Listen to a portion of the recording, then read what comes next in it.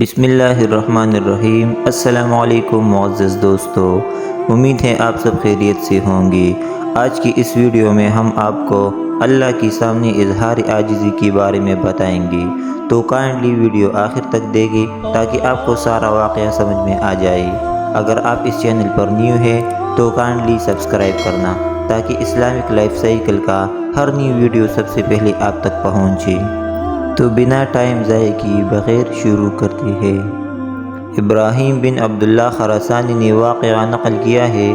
ان کا بیان ہے کہ میں نے اپنے والد کے ساتھ حج کیا جس سال ہارون الرشید نے حج کیا، تو ہم نے ہارون رشید کو دیکھا کہ ننگے سر ننگے پاؤں سنگریزوں پر کھڑے ہیں، اس حال میں کہ اپنے دونوں ہاتھ اٹھائے ہوئے ہیں۔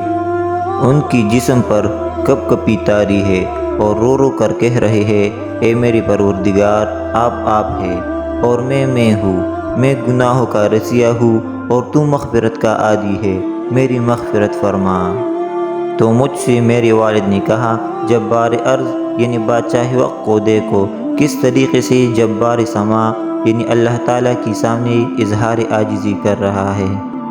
یہی تھی اظہار عاجزی کے بارے میں چھوٹا سا واقعہ۔ اگر ویڈیو اچھی لگی ہو تو لائک کرنا نہ بھولیے گا۔